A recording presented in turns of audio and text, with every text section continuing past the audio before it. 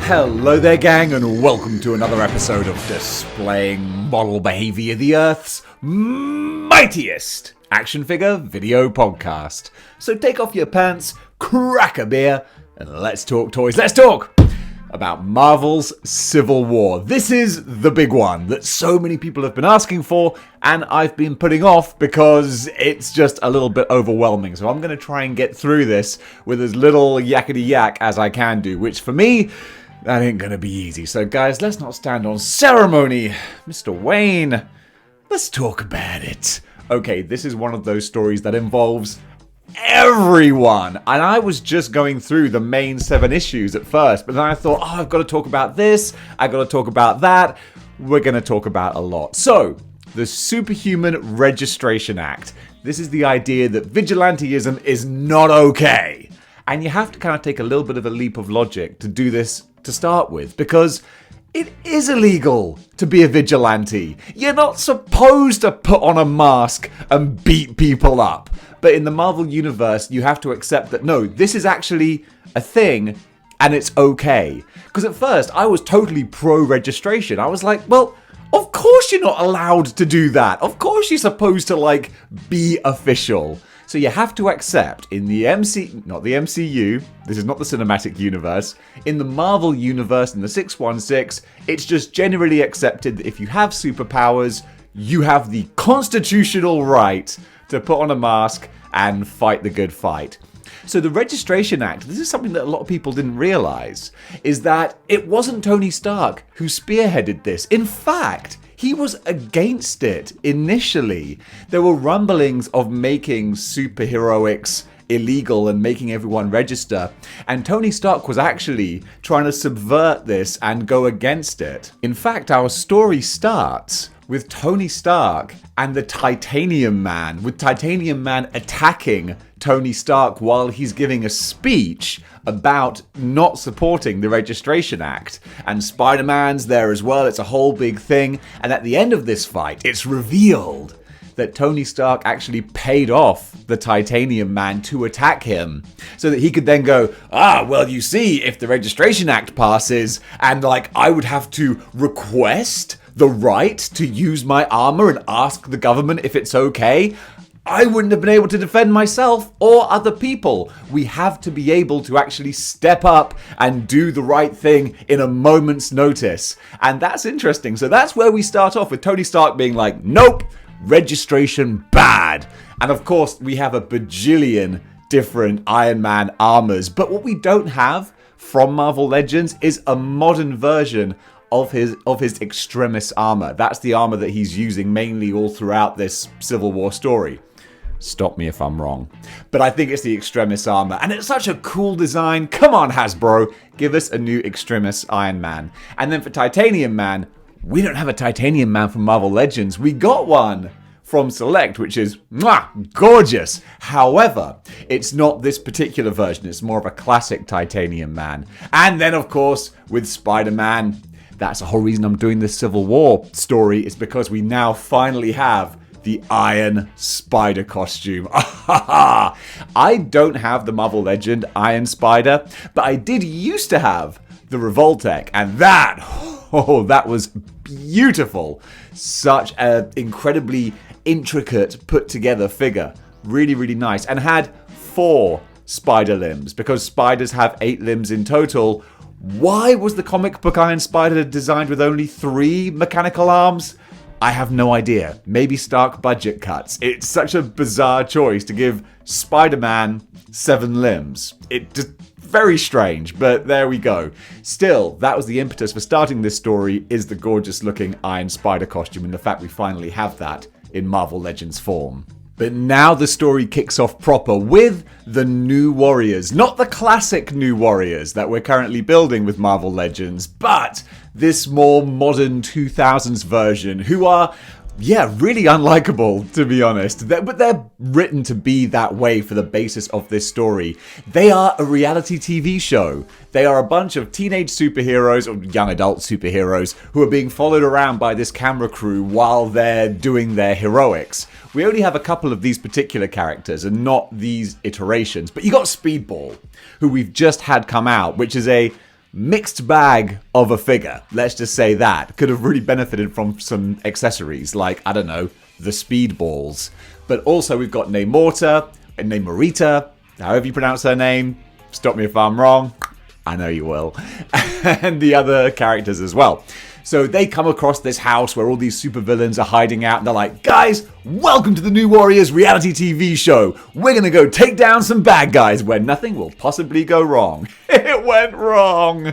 So they're fighting the bad guys, and it seems to be like, yeah, okay, just a regular superhuman fight, until Namorita smashes Nitro into a school bus, because lo and behold, they're having a superhuman conflict right next to a school. Not a great plan. Bad idea. So Nitro, in a very cool, sinister moment, he's like, you don't know who you're messing with. You picked the wrong guy. And he just explodes. I don't even know why I'm telling you this. You know this story. He explodes and wipes out the entire school, and about 900 civilians die. Yeah, that's the inciting incident. So then we cut to the aftermath, where all of the heroes have converged on this crater in Stamford, Connecticut, to try and help and assist in any way they can. But really, they're just turning up to survey the damage and think like, what have we become? How has it got to this stage? And of course, Cap and Iron Man are there, and they're just sharing these long lingering looks of, something's got to change. And there's a nice little part, actually, which gives me a nice excuse to show off the Sentinel HasLab figure, because Wolverine is there, and there are Sentinels walking around, and he's like, geez, we're here to help, and we've got Sentinels, like, on our back. And this is interesting. These aren't the autonomous Sentinels. These Sentinels are being piloted like robot jocks. It's a little 80s reference for you. And Wolverine's like, seriously? And there's a guy in the Sentinel like, hey pal, just doing our jobs. So, of course, we've got the Sentinels shown there, and God bless you, HasLab, for giving us an incredible-looking Sentinel to show off and make a centerpiece of our display. A centerpiece until Galactus arrives. Not long to wait. And then, of course, this was our first appearance of Captain America in the story. And yeah, come on, we've got so many Captain Americas, but 20th anniversary Cap, man, you ain't gonna do better than that. Just so freaking beautiful. And that's classic Civil War Cap right there. Me personally, I also love my Mezco Captain America. He's really, really gorgeous. Very high waist pants. Bit of a shame on that one, but still very pretty. And then Wolverine. And we kind of have a close representation of this costume. Not exact, but the newest Wolverine from the Bonebreaker wave. Very, very similar in style and design. And I really like that Wolverine. I think the design is really cool. It looks great. Shame that the yellow was a bit lime kind of coloured, at least to my eyes, but still, he's a good looking Wolvie. So what really turns Tony Stark around on the registration act is that at the funeral for one of the many victims, the mother approaches him, and she does the whole Lady from Jaws type thing, walks up, slaps Tony Stark in the face, and is like, this is your fault. You finance the Avengers, you give these kids the impression that it's okay to just put on masks and have superhuman fights wherever they want. This is on you, you should do something about this. And he does. So the general sentiment in the Marvel Universe is massively against superheroes now. They are like persona non grata. It's like, hey, all those times that you saved the entire galaxy, yeah, screw you guys, you suck. That's one thing we need to bear in mind with the Marvel Universe in general, is that the population, the general public of the Marvel Universe are written to be really dumb. Like, dumb as a bag of hammers. the entire Marvel Universe general population is just like the ultimate kind of go to whatever the popular zeitgeist type thing is. You know, it's like, oh, Wilson Fisk is the mayor? Yeah, Wilson Fisk is awesome. Wasn't he the Kingpin? Nah. Norman Osborn is like head of security? Wasn't he the Green Goblin? Nah, we're told he's good now. Okay. So you gotta kind of roll with it. But for the sake of this story, I'll go with that. So Johnny Storm, the Human Torch from the Fantastic Four, he's out, he's living his best life, he's clubbing, and then he goes down an alley with a couple of friends and he's confronted by some bunch of yahoos, basically. And they're like, hey, we don't take any of the superheroes round these parts. And unfortunately, Johnny Storm is like, hey, look, I'm just trying to de-escalate this, all right? I'm the Human Torch. I could literally murder you all in a heartbeat. Not that he says that, because he's a superhero. But in the time that he could have done that, he gets a bottle to the back of the head, like he's having a night out in Swindon. Anyone who lives near me will get that reference. So yeah, Johnny Storm is put in the hospital by a bunch of people who no longer have any love for superheroes. But we do have a Johnny Storm figure. And we've got a couple of Johnny Storm figures. And both of these are actually kind of nice. I'm not a fan of the Fantastic Four wave that came out recently, but the Flame-On Human Torch, he does look super pretty. And also, the Hasbro Pulse exclusive, depowered with a couple of flames on him, he looks super pretty too. So both of those Johnny Storms, yeah, they're good looking figures.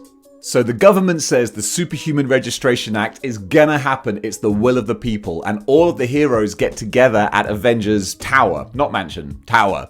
And they're discussing like, well, where do we fall on this? What are we gonna do? Who's pro? Who's cons? What's the next step? And I gotta say, you can't help but think they look a little bit silly. Just because like superhumans in superhero costumes fighting, that looks awesome. That looks badass. But when they're just like standing around sipping tea and eating finger sandwiches and just discussing politics, it's like you just look like a bunch of wankers. Like you just turned up to a Halloween fancy dress contest, and it's like it just feels silly, you know? And it's a shame. That's why I think you shouldn't put superheroes in this kind of context, because it just looks odd. It's the same problem I had with Doctor Strange Multiverse of Madness when the Illuminati show up and they're all in costume and sat on their thrones, and it's like, you look like a bunch of wankers. Like, this isn't a good look. You don't look likable or relatable. You look like you're cosplaying and living your little fantasy, you know, what's that called? Like a LARPing. Yeah, they look like they're LARPing. And it's like, no, this just looks a bit silly. So, of course, Spider-Man is there in his beautiful Iron Spider costume, and he makes the point. He says, if I reveal who I am, then Aunt May is at risk, Mary Jane, anyone who knows Peter Parker is gonna be a target. And the pro-registration people come back with a fair argument of police, CIA, FBI people, they don't have secret identities. They are who they are. And they accept that, and they do their jobs bravely, and like that's just what it is. Why should you be any better? And I got to admit, it's a fair argument. In the meantime, the real power players, like Mum and Dad, are talking, which is Captain America and Maria Hill on the SHIELD helicarrier. And Maria Hill is like, basically, this has happened. The people have voted. It's the will of the people, Cap. You're Captain America. You got to support the will of the people. It's time to demask, register, and get everyone else to do it too. And Cap's like, I can see this going south. And his argument is very good as well, just like it was in the Civil War film. He says, we have the power to help people and save the world. What if the government decides, no, you're not allowed to help people and save the world. You gotta sit this one out. Go and help these people though. And it's like, well, these people don't need help. In fact, they're kind of bad. Yeah, but you gotta do it. It's the law. I get both points. I get both sides. So Cap's like, especially, you gotta bear in mind, Cap mentally is only a couple of years removed from the Second World War. Like, that's his frame of reference. He can see, as he says in the movie, he can see a situation going south. You know, he can see the cogs turning, and he knows when to stick his feet in the ground and say, no, you move. That's freaking Captain America right there. And Maria Hill is very obtuse about it, which made a lot of people think, wouldn't it make a lot of sense if Maria Hill is actually a Skrull? Deep cover impersonating Maria Hill, sowing seeds of dissent in the Marvel Universe, setting it up for an invasion. That would have made a lot of sense. It's not what they did, though. They did then do Secret Invasion, where loads of people were revealed as Skrulls. And everyone was like, oh, that makes so much sense. Of course she's a Skrull. No, just not great writing. Still, Captain America's like, screw you, I'm out. They all attack, with tranquilizers, to be fair. And he does the most baller Captain America move, jumping on top of a fighter jet and piloting it like a surfboard. It's ridiculous, and I'm here for it, because sometimes that's what comics are all about. Also, speaking of Maria Hill, boom, we've got a Maria Hill figure, brand new, and she looks fantastic. Again, one of those wonderful figures where you got the different heads, so you can do multiple different characters with one figure. I really love that. Maria Hill was done justice in that action figure. I still like Maria Hill as a character. Some people don't really like her. They're like, she's too much of an authoritarian or whatever. I appreciate she's a human being trying to do a very difficult job under very difficult circumstances. Cut her some slack and give her a good action figure, which is what Hasbro did. So the big proponents of the Hero Registration Act are Tony Stark, Reed Richards, and Hank Pym. So we've discussed Tony Stark and his Iron Man armors, and really I think like a good one to go for if you don't have the Extremis is, for me personally, my favorite is the 80th anniversary one. That's kind of a retro Iron Man though. A lot of people love Modular Iron Man. That's more of a 90s kind of design, which I think is closer to the more sort of Extremis modern kind of armor. But still, I'm saying give us the Extremis one. It's so freaking cool. Then with Reed Richards, Walgreens Reed is still the best Reed. Still got the big long arms, the stretching abilities. They haven't actually done better than him since they made him like 8 years ago or whenever it was.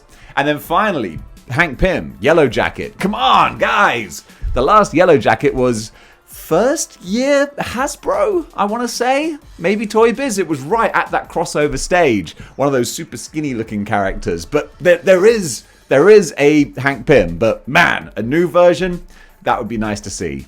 The other main supporters with Tony Stark are first of all Doc Samson, who's another character we really need a figure of. In fact, give us an Incredible Hulk wave. That would be awesome. Just fill in all those extra Hulk characters we need. Speaking of which, She-Hulk, Jennifer Walters, which again makes sense. She's a lawyer. She's got a very analytical, legal mind. Of course she would support the Registration Act. And I support getting a purple and white She-Hulk action figure. Where's the purple and white costume? No more half measures, no more ripped up clothes. Give us the proper She-Hulk we all want. Then there's Miss Marvel, Carol Danvers. Again, a much more militaristic kind of person. Makes sense that she would be on the pro-registration side. Another character costume that we still really need. And also Wonder Man. We have a Wonder Man figure, but he's showing his age a little bit. So a more modern version, you can pair him up with the new Beast as well. That's always a fun team. That would be really cool to see. So now we see how the sides start to form and different things happen. And this spans the entire Marvel Universe. Too much to list everything. But one story I really enjoyed was the Thunderbolts side of things. So Norman Osborn is put in charge of the Thunderbolts, and it's their job to arrest vigilante heroes. It's dark and twisted and very, very cool. And the Thunderbolts are brutal. And that's where you kind of can't help but see Tony Stark as a villain and the pro-registration side as villains. But you also have to kind of have a disconnect where you're like, okay, maybe Tony and Reed have so much on their plate, they don't realize that Venom is eating people. It's like there's a lot of plates to keep spinning. So there are some cool stories with them taking down like D-list heroes such as Steel Spider, who unfortunately for him, that would make sense for him to have the 3 limbs because he ends up with 7, including his metal ones, because Venom rips his arm off and eats it. It's grim, it's gory, it's actually pretty cool. And of course we have Monster Venom too, and Monster Venom does pop up quite a lot in Civil War, not just with the Thunderbolts but also with the main registration team too. So having that Monster Venom Build-A-Figure, he fits right in with this kind of era. Also, super cool figure. As for the rest of the Fantastic Four, this is interesting. So obviously Reed, super pro registration. Johnny Storm, he's in hospital for a bit. It's funny, he can go toe-to-toe with Doom and Kang the Conqueror, but some dude bottles him in the back of the head and it's like, no, time to sit this one out. So he's only in hospital for a little while. But the Thing is an interesting one. He sees the conflict in America and what's happening and what it's doing to the population, and he can't support the Registration Act, but he's still a proud American. So instead of going against the law, he moves to France. And it's like, oh, that's Okay, that's an interesting take. I'll go with that. And speaking of interesting, the Thing figures, they're always good. We got 3 different versions of pretty much the same figure though now. We got the Walgreens one, we got the Super Skrull one, and we've got the Retro one. And they're all pretty much the same figure with slightly different paint and maybe slightly different pants. But I do still love the Thing figures because they're big, chunky, exactly what the Thing should be. I don't have any Thing figures anymore because I pre-ordered the Mezco set about a year ago. Don't know when I'm ever going to see that. One day. One day. So Tony Stark goes over to the X-Men because, what are the X-Men up to? Well, I'll tell you.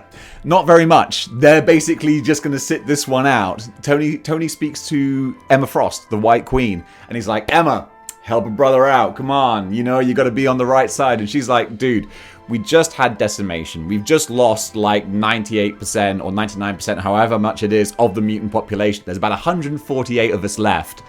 We haven't got time for your nonsense. So basically the X-Men are neutral, except for a couple. Wolverine, first of all, he's not picking sides, but he's like, I gotta take Nitro out because this dude just murdered 900 people. You guys are dealing with politics.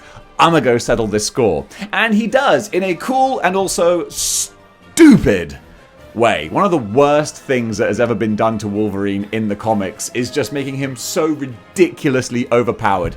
He goes and confronts Nitro. Nitro blows up and reduces him to a skeleton. Nothing else there besides apparently one cell of his brain, which then regenerates back to a full healthy Wolverine. Bupkiss.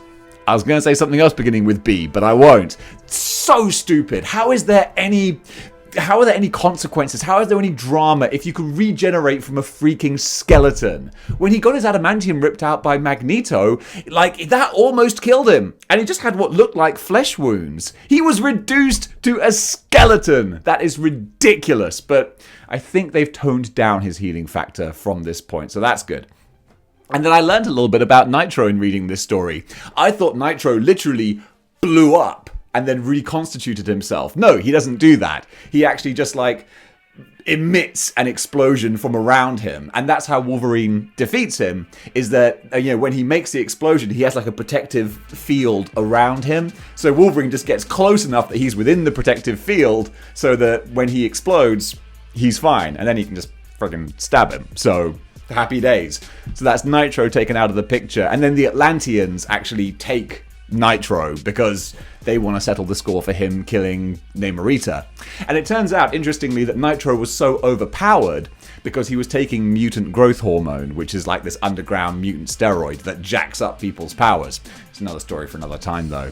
So in the meantime, Captain America has gone underground. And he's made his own team of secret Avengers who are going to keep fighting crime outside of the law, and they're going to try and liberate and bust out anyone who gets captured by the superhuman registration people. It's kind of a noble goal, but at the same time, again, it feels silly. You've got Captain America and Hercules and other heroes sat in a diner wearing fake moustaches, trying to organize a plan, and it's like, what's your end game here? This is some of the absurdity of Civil War that I don't like. Captain America in a false moustache. It's just silly. Where are we going with this?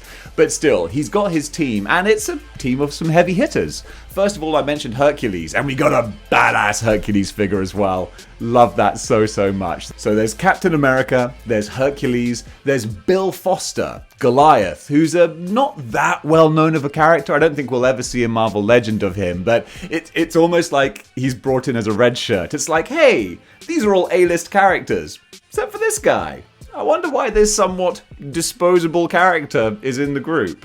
They have Daredevil, but it's Iron Fist in the Daredevil costume. I'm not too sure what the story was with this. Maybe Matt Murdock had faked his death again or something, or maybe he'd been outed as Daredevil, so he was having other people play Daredevil to throw people off the scent. I don't know. But it's Iron Fist in there. And again, like I said with Luke Cage, give us a retro Iron Fist. Oof, I'd be so happy with that. Then there's also Falcon, because come on, it's Captain America's team. They're a team, Cap and Falcon, so of course Falcon's going to be backing him up. And we've got a couple of nice different Falcon figures to choose from, so you can have whichever flavor you like. And then finally, interestingly, there's Cable. Cable is on the Captain America anti-registration team, and I can't remember off the top of my head like what his logic and reasons are for stepping away from the non-committal mutant side and going with Cap, but it's just interesting to see Cable in this dynamic with the other heroes. And that's one thing we need, is a Marvel Legends blue Cable costume. We've got the old Rob Liefeld X-Force type Cable, but that's one I'd really love to see as a more 90s 2000s blue suit Cable. That would look wicked.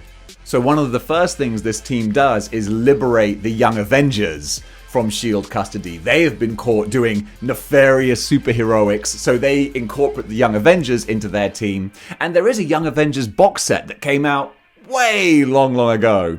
And it would be great to get new versions of these characters, especially Hulkling and Wiccan, who have really been brought into more kind of mainstream popularity. I think it would be great to see new versions of those guys. So then finally rounding out the team, we have Cloak and Dagger. We got a couple of nice Cloak and Dagger figures from Marvel Legends. They weren't released as a 2-pack, but they're in the same wave, and they look great together. It's Cloak and Dagger. It's not just Cloak. You can't have one without the other. So putting them together like that, they look really cool, and yeah, I'm a fan of those two. So in a fun little cameo, we see that the Vulture and Grim Reaper have been caught by the Secret Avengers. We just see them tied up and beaten up, and it's a good excuse to throw these two characters into the list of Marvel Legends that you need, because I think the Vulture Marvel Legend is really cool. I love his grim, evil, old-looking face. And Grim Reaper, he's kind of an old figure now, but he still sort of holds up. He's a decent-looking one, and I love my C and D list villains, so that's a cool little pairing there. And that's one of the fun things about Civil War. You get so many combinations, like unusual combinations of characters you wouldn't normally see together, and this is one of them. So Tony Stark sees that the Secret Avengers and Cap, like, they're just flaunting and flaunting the law. He's like, we need to make an example. Peter, me old pal, Spidey, you need to unmask. You got to show that it's okay to do this. And Peter, he's not really down for it, but he's like, dang it, I got to do what's right. Maybe I'm feeling a little bit pressured, but let's do it. So Peter goes before the public, unmasks, and he's like, hey, I'm Peter Parker, and also I'm Spider-Man, have been since I was a kid. This is what it is. So that was a big turning point for the Marvel Universe. So things come to a head when Captain America's Secret Avengers go to attend this emergency at a chemical plant to go and see if they can help and rescue people.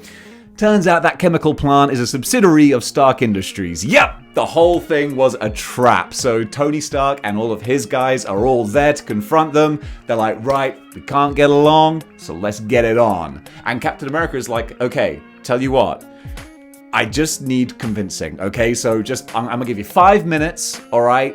Tell me why registration is okay. And of course he's like, well, let's shake on it, pal. And when he does, it turns out that he's put a little EMP mine on Tony Stark's hand. What a sneaky little move from Steve Rogers, but I kind of love it.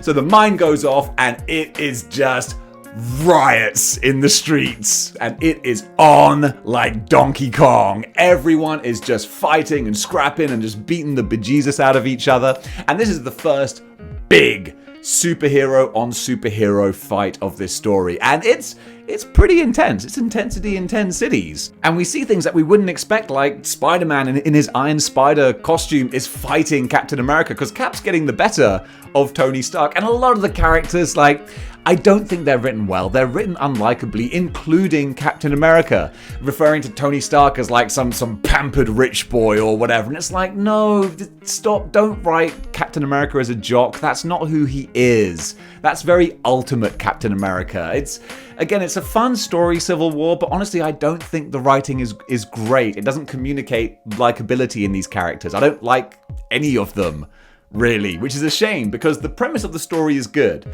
but I think the characterization, it's not there, to be honest. They're all exaggerated caricatures that aren't very likable. But still, we're not doing the critique, we're talking the action figures, and now we've got a big one appearing. So Tony Stark is almost beaten and laid out when Thor shows up. Or does he? It is, of course, Ragnarok, the robotic clone of Thor made by Reed Richards and Hank Pym. And he just goes to town on the heroes, like obliterating them to the point where all of the registration heroes are like, is this, could you just like chill a little bit maybe? And of course the secret Avengers, they're like, okay, we got to go. So Cloak is going to teleport them all out, and good old Goliath is like, don't worry guys, I'm going to hold these folks off. You get out of here. I'll catch up with you. Nah, he's not going to catch up with them. Nah, he's going to get a lightning bolt through the chest from Ragnarok. And you would have thought, having watched some Marvel movies and things recently, like being stabbed through the chest, that you should be able to walk that off. Like, that really shouldn't be a problem. I'm pretty sure Thor Love and Thunder and many other things recently, it's like, stabbed through the chest. Don't worry, I'm gonna clutch my chest for a little bit and then I'll be fine. I'll be fine. Not in Civil War. No, Goliath is dead. At which point, Ragnarok is deactivated and you realize, oh wow, this isn't even Thor. And this is kind of a heel turn for Tony Stark and Reed Richards and Hank Pym. It's like, geez, you guys made a psychotic robot version of Thor? That's not cool. But Marvel Legends also made a psychotic robot version of Thor with their Ragnarok figure, which is pretty much just a repackage of the 80th Thor with a spinning hammer, a different head, and a robot hand. I think it's an okay figure, but it would have been so much cooler. He's got two heads. Give him like a proper flesh-away Terminator-style looking face. That would have been way cooler. And also, they didn't give him a head with just normal eyes. So if you don't have the 80th Thor, you can't use him as a replacement because he still looks like a robot. It's a bit of a shame, that one. But still, that paints the people who made this robot Thor in a real negative light. And it's kind of a shame because one thing I think isn't put across enough in the main story is that Reed Richards and Tony Stark and the pro registration side, they're right. Like, they're actually right. It's proven. I think either in the Fantastic Four or one of the other spin-off titles, like, it shows sort of scientifically that they are correct. Like, statistically, with numbers and events and logic and chaos theory, like, if the superhumans are not regulated and registered, that eventually it will cause a disaster that is like, uncalculable. Like, they have to do this. And I think it was kind of clever that they made it very, very clear to the reader, if you read the right stories, that despite the fact that they might not be the most likable, Tony Stark and Reed Richards are right. They are on the right side of history. It's just not being shown very well. So after this battle, Sue Storm says to Reed, like, I can't support this dude. You're making psychotic killer Frankenstein versions of our teammates. That's not cool. I'm out. So she leaves him. She leaves Reed and goes to join the anti-registration side. So that's kind of a big blow. And this is the lull. This is the bleak point in the middle of the story. But again, Tony Stark gets another sort of reaffirmation that he's doing the right thing at Goliath's funeral, which is going to be tough to attend. Your friend Bill Foster is dead kind of because of your side. And it's really sort of poignant and tragic that because he died in his giant man form, he couldn't shrink down. So they have to bury him in like a gigantic landfill, basically, because they can't make him smaller. But at the funeral, Tony is confronted by the mother of one of the victims from Stanford, and she tells him that he's doing the right thing and thanks him for what he's doing, and she gives him this little Iron Man toy. Might have been a Marvel Legend. And she says that this was her son's favorite toy. He was his favorite superhero. And like, that is kind of, it's a good justification as to why Tony would still keep on with this fight. And also on the other side, on Captain America's Secret Avengers side, people are asking, like, are we doing the right thing? Are we on the wrong side of history? Is Captain America just, old-fashioned and he's using old logic where it doesn't apply anymore? So I think there are a couple of defections. I can't remember who it is, but some people go back to the pro-registration side and they're like, guys, we're sorry, we're gonna sign up because this is a ever-evolving situation. And then, of course, there is Spider-Man. And this is where things get interesting for him. Reed goes to show Peter what they're doing because he feels like Peter is getting a bit uneasy. He says, let me show you my grand design. Unfortunately, he clearly doesn't know Peter that well because he takes him to the negative zone where they have a prison built to contain the heroes that they catch. And he's like, yeah, when we catch the heroes, we take them to the negative zone so they can't, fight against us. They've got power dampening collars. We put them in their cells and then we're going to figure out what to do with them. And Peter's like, phone call, due process, trial, anything? And Tony's like, we don't have time for that. We're going to get to that later. But right now, we just got to hold them. And obviously, Peter's like, nah, man, I'm not cool with that. So he has a discussion with Tony Stark in Stark Tower that eventually leads to Peter being like, dude, I'm out. I can't do this. So they have a little fight and a scrap, and Peter flees from the Avengers Tower. He's a wanted man now. So Tony is like, he's so stressed and like this is the last straw. Peter was his guy. He was his protege. He's like, right, that's it. I'm doubling down. And this is where, like the Thunderbolts we mentioned, they start incorporating supervillains into the registration people. They're like, look, we've got all these villains held in custody. They're going to put some nanobots in them, make sure that they behave, and they're going to send them out to capture the heroes. And this is where, again, the registration side can't help but look like a couple of heels. So Spider-Man is escaping through the sewers and he's confronted by Jack-O-Lantern and Jester. Again, maybe two kind of CD list villains, but when they catch you by surprise, like they do with Peter Parker, yeah, they take him out. He's down for the count and they're about to finish him off. Nanobots be damned, when luckily he has a little guardian angel in the form of the Punisher putting a couple of bullets through these two guys' heads and rescuing Peter.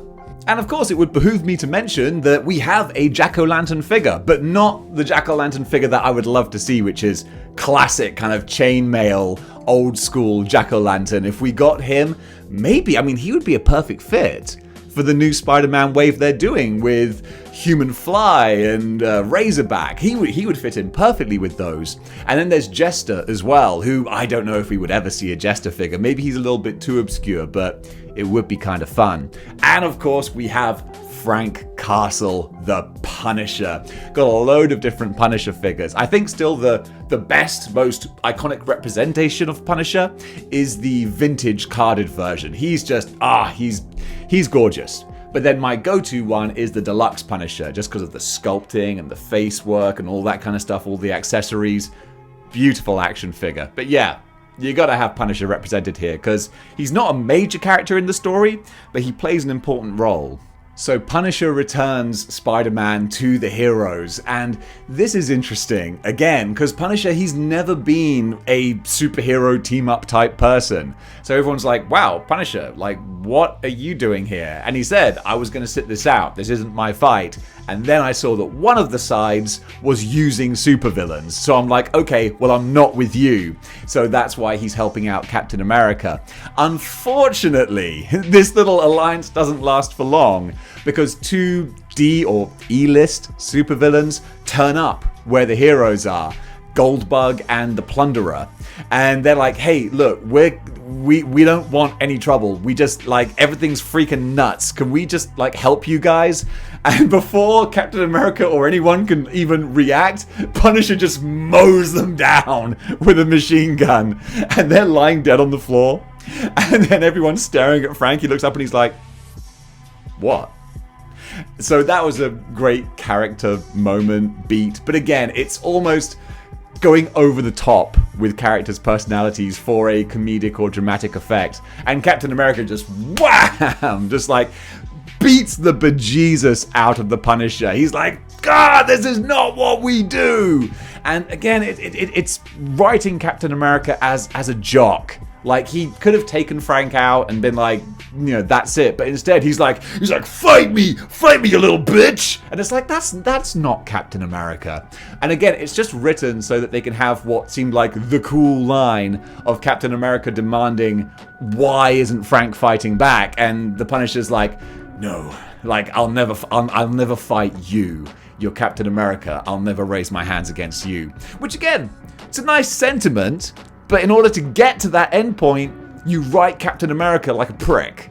I'm like, sorry, I'm not on board with that. So, Spider-Man tells the Secret Avengers and Captain America about the Negative Zone prison where all the other heroes are being held. So they make a plan. Cloak is going to teleport them in there, and they're going to be able to free all the heroes, get them all out, and they'll have all the good anti-registration people together.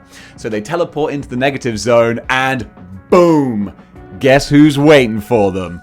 Iron Man and his entire pro-registration team, including the supervillains who he's recruited as well. And he's like, Steve, sorry buddy, but in the words of Admiral Akbar, it's a trap. He said, yep, we got a little sleeper agent on your team. Tigra! Sorry, but yeah, Tigra was a sleeper agent with the Secret Avengers. Tigra, nice little action figure there too. So yeah, we got her recently. Super Cheeto orange, but still, I kind of like her. Nice thought is though that Captain America says, oh really, she's a sleeper agent? Yeah, no duh. We knew that all the time. Sorry, Tigra. She's kind of, again, characters kind of like played for fools just for the sake of the story, but it is what it is. And Steve says, actually, Tony, you know what? That whole sleeper agent thing? Yeah, that's a really good idea. By the way, have you spoken to your buddy Hank Pym recently? And Pym shapeshifts, and of course he is Hulkling. He's been Hulkling the whole time, or most of the time.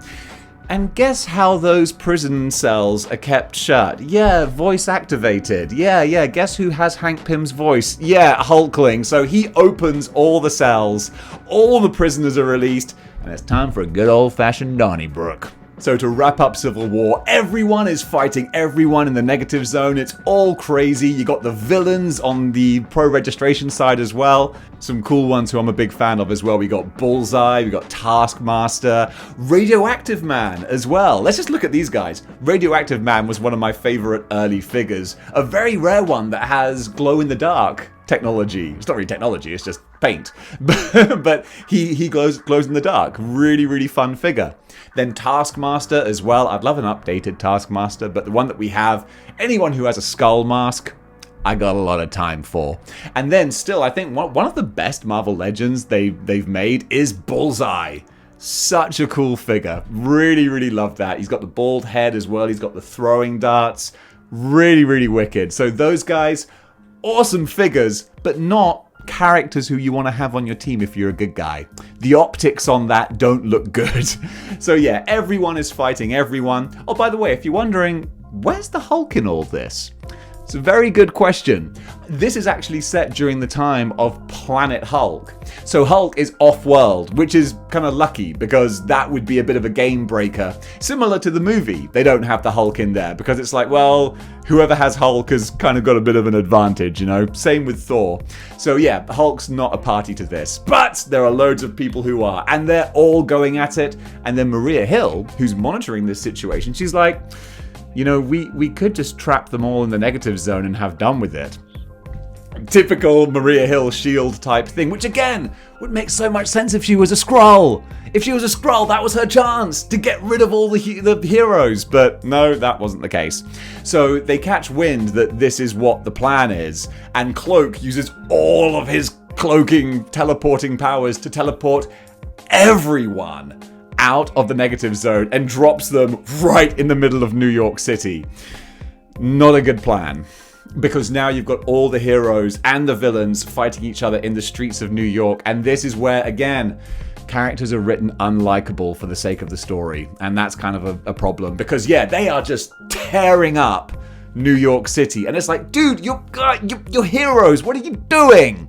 And that's how it concludes, with Captain America fighting Iron Man in the streets of New York. And again, Cap has Iron Man down, he's battering him, he's about to finish him off when all of a sudden he gets hit by a bottle or something. He looks around and the civilians of New York are attacking and shouting at Captain America to leave Tony Stark alone, like saying, what are you doing? You're destroying the city. Like, stop, we don't want this. And then Cap looks around and he's like, shoot, what have I become? And well, you've become the victim of bad writing is what you've become. So yeah, he looks around and he's like, no, I'm the bad guy. I'm destroying the city. I'm everything that I hate. I give up. You gotta take me in. So Captain America, he tells all of the Secret Avengers to stand down. he is arrested, he's escorted away, and that is the end of Civil War. The Registration Act goes into full effect. We get the Avengers Initiative, 50 statewide. It's the start of a cool era, actually, in Marvel Comics. I dig the post-Civil War era. It's really interesting.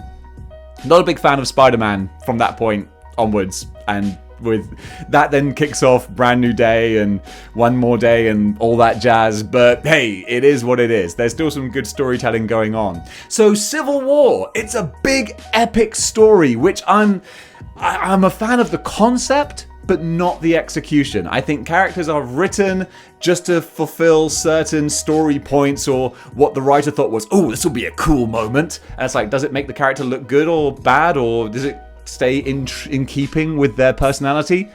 Doesn't matter. Yes, it does. So that's why I have a bit of a, not even a love-hate relationship. I've got a like-hate relationship with Civil War. But it's a big story, and it's one that a lot of you guys were asking for. So I hope you enjoyed it. This has been epic. I gotta go and edit this all together now. Whew. Wish me luck. Guys, thank you so much for watching this. If you enjoyed this, then you know what you gotta do. You gotta join the 6-1 Clicks, which is a far better group to be a part of than either the anti or pro registration sides. Yeah, no superhuman brawls involved. Just gotta click that little like, share, and subscribe button. Or all three of them. I'm rambling now. Guys, thanks very much for watching. If you want to also suggest your own story for As Told by Toys, you can do by going over to patreon.com, signing up over there, and you can send me a story that you'd like to see told. Hopefully a little bit less rambly than this one. So thanks very much for your support, and until next time, keep displaying model behavior.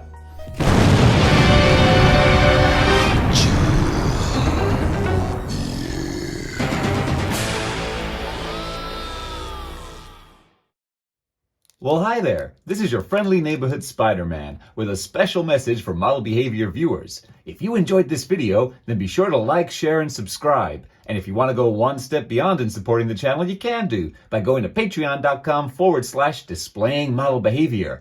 Or you could always stay right here on YouTube and get yourself a channel membership. Every little helps support model behavior. Speaking of which, if you want to go over to the social media side of things, you can join the Model Behavior Instagram page and the Model Behavior Facebook group. The Facebook, I'm sorry, it's difficult to talk with this mask on. Facebook group, yeah, that thing. Go join that. And if you want to get some more dose of Dave, that sounds weird, then, oh, the sun's a bit bright. Okay, I need to shield against that, otherwise I'm going to get bleached. Folks, don't let your action figures sit in direct sunlight, all right? That's not good. Anyway, what was I saying? Yes, displaying miscellaneous behavior. That's another YouTube. I'm getting confused. It's another YouTube channel that Dave does, displaying miscellaneous behavior. And also, Model Behavior Wrestling. All the links are in the description below. And also go over to teespring.com. Pick yourself up a Model Behavior t-shirt. They look cool. All right, now I'm time to swing off out of here. Do-do-do. That's my theme song. Coffee. Big time coffee.